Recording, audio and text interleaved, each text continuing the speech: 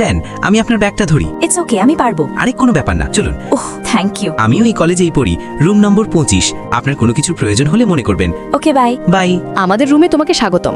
নিচে তোমার সাথে যে ছেলেটা ছিল ও কি তোমার বয়ফ্রেন্ড? আরে না, ও সিনিয়র, ও শুধু ব্যাগ তুলতে আমাকে হেল্প করছিল। দেখো, কোনো সিনিয়র যদি শুরুতে তোমার সাথে এতটা ভালো ব্যবহার করে তবে বুঝে নিও এর পেছনে কোনো চক্রান্ত আছে। একটু সাবধানে থেকো। এমনটা নয়, ওকে দেখে খুব ভদ্র মনে হয়। নির্ঘাত মাহি তোমাকে হিংসে করছে। হ্যাঁ, তোমার মন যা বলে সেটাই করো, আমরা তোমার সাথে আছি। আমি তোমার জন্য কিছু এনেছি, জলদি নিচে এসো।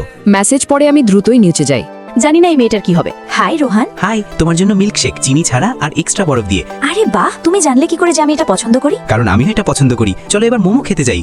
সত্যি আমি কাল থেকে মোমো খাওয়ার কথা ভাবছিলাম। নতুন মুভি রিলিজ হয়েছে, আমি 2টো টিকিট এনেছি, তুমি যাবে? তুমি জানো ওটা একটা রোমান্টিক লাভ স্টোরি ছিল। মুভির হিরো যখন হিরোইনকে ফুল দিচ্ছিল ঠিক তখনই রোহানও আমাকে দেওয়ার জন্য ফুল বের করলো। আরে বাহ, সো রোমান্টিক। নির্ঘাত রোহান মুভিটা আগেও দেখেছে যাতে আমার জন্য ওরকম একটা পরিবেশ তৈরি করতে পারে। এমনও তো হতে পারে যে ও অন্য মেয়েদের সাথেও এমনটা করেছে। আমার তো মনে হয় তোমার রিয়ার প্রতি জেলাসি হচ্ছে। কালও আমাকে রেস্টুরেন্টে ডেকেছে। আমার কি পড়া উচিত? এর মধ্যে কোন ড্রেসটা আমাকে বেশি মানাবে? রিয়া, এত তাড়াতাড়ি কাউকে বিশ্বাস করা ঠিক নয়। রোহান কোথায় থেকে গেল? এক্সকিউজ মি, আমি তোমার ব্যাচেরই কম্পিউটার সায়েন্সের স্টুডেন্ট। তাতে আমার কি করার আছে? আমি কি তোমার সাথে 2 মিনিট কথা বলতে পারি? অদ্ভুত জোর জবরদস্তি তো। তুমি জানো আমি আমার বয়ফ্রেন্ডের জন্য ওয়েট করছি। আমি ওর আসল চেহারাটা দেখাতেই এখানে এসেছি। আমি তোমাকে অ্যাডমিশনের দিন দেখেছিলাম। রোহান তখন তোমার জিনিসের দাম হিসেব করছিল। এ কি তো কোনো বড়লোক ঘরের মেয়ে মনে হচ্ছে। 3000 টাকার হেয়ার ক্লিপ, 10,000 টাকার পার্স, 4000 টাকার ইয়ারিং।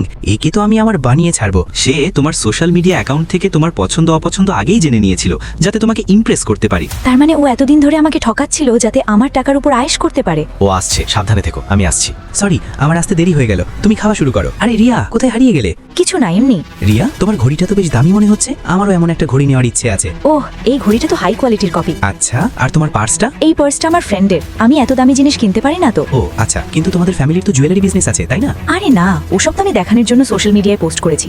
ও, তার মানে তুমি একজন ফেক সোশ্যালিস্ট। তুমিও তো একজন লোভী যে আমাকে বড়লোক ভেবে আমার আগে পেছনে কুকুরের মতো লেজ নাড়াচ্ছিলে। শাট আপ, তুমি আমার সময় নষ্ট করেছো। এই পর্যন্ত তোমার পেছনে আমি যত টাকা খরচ করেছি আমার সব ফেরত চাই। আমি তোমার সব কথা রেকর্ড করে নিয়েছি। এখন তোমাকে কেউ বাঁচাতে পারবে না।